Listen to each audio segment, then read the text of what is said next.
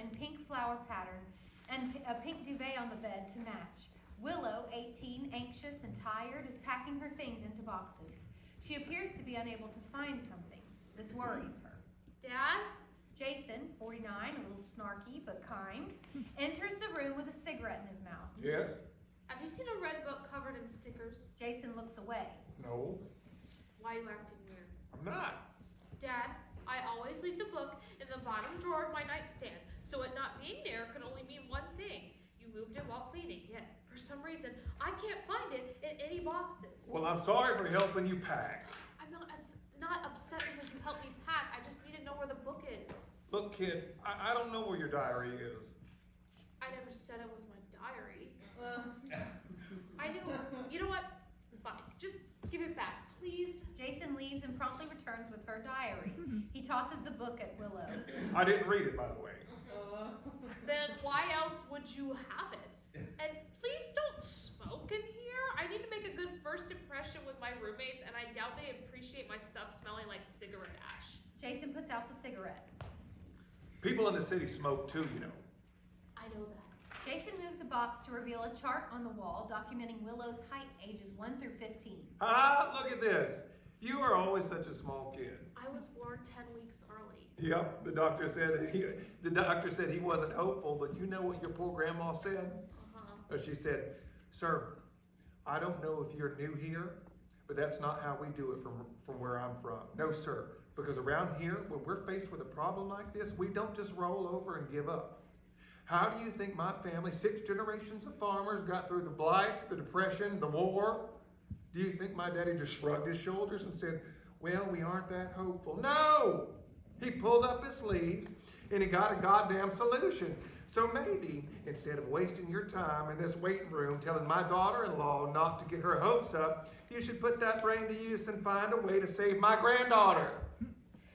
Grandma sure was something. She swore the doctor she'd spit on it. She swore to the doctor she'd spit on his grave if she outlived him. God, if only she could see you now, she'd be so proud. Willow stops sifting through her box. Why? You're leaving the farm. Going out there on your own. Dad, Moving to the big city. I'm pretty sure Grandma would have wanted me to be a housewife. You've reached the point in your life where you can finally claim some independence. Right. Willow is completely focused on packing, ignoring Jason. Jason clearly feels guilty. But hey, at least I won't be around to bother you anymore. Willow pauses, then sniffles. Are you okay? Willow begins bawling her eyes out. Hey, kiddo, what's wrong? Willow struggles to get words out between sobs. I'm the possum.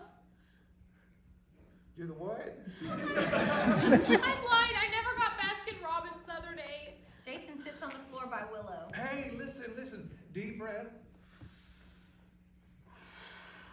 Yeah, talk to me. I'm scared. I'm so scared. Why? The other day I was driving to Baskin-Robbins like I told you. I thought I deserved to treat myself after getting the acceptance letter from the university, and as I'm driving I see this possum in the road. I had time to react. I could have slammed on the brakes, slowed down, maybe even swerved a little bit, but I didn't. I just kept driving. And as my car was running over it, all I could hear was this disgusting, crunchy, swishy sound, and my own heartbeat racing to the point where I thought I was going to pass out at the wheel. I pulled over and cried. I couldn't breathe. I just sat there in the car, wheezing, clutching the steering wheel, rocking back and forth, feeling like the whole world was closing in on me, and that the claustrophobic walls of the pickup truck were the only thing between me and... Sweetie, I don't think you should equate roadkill to college nerves. It's perfectly normal. But it's not college nerves. I want to leave. Because you're right. I've always wanted to reach a new point in my life, and I'm excited for it, and I want to be independent. It's just... What about it scares you? Well, for one, I'm afraid to be alone. Don't you want to be alone? Yes. But also, no.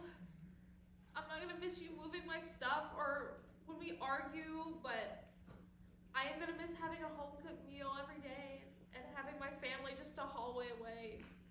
Hell, just the thought of missing our monthly sit on the back porch, watch the stars, and drink Pepsi time makes me sick to my stomach. Oh, come on. You can do that with your roommates. Excuse me? The act of consuming unhealthy amounts of Pepsi products while recapping episodes of Golden Girls is a sacred ritual reserved for father-daughter bonding time only. And also, I wouldn't want to. No 18-year-old girl can do a Dorothy impression like you can. That's true. I'm sorry I took your diary. Thanks. I was being honest when I said I didn't read it. Then why did you take it? I took it with the intent to read it. But by the time I took it out of your room, it felt like a betrayal, which it was. Yeah, it was. But why'd you want to read it? You're slipping away from me, Will. And I'm not saying that to scare you or make you pity me. I can't wait to see where you're going in life, but it's scary for me too. And you've never been one to talk about your own emotions except when you're angry. I guess you can thank Grandma for that.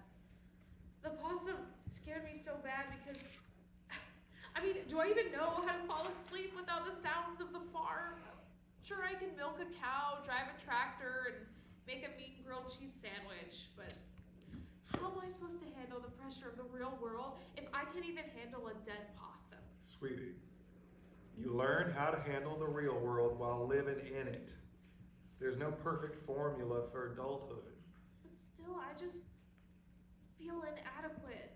What would Grandma tell you right this instant?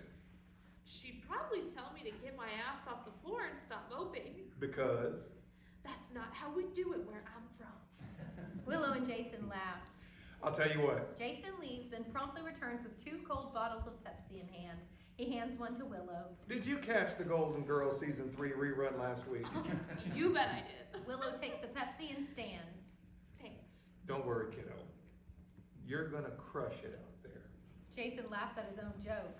You son of a... Sorry, too soon. Willow chases Jason out of the room. End of play.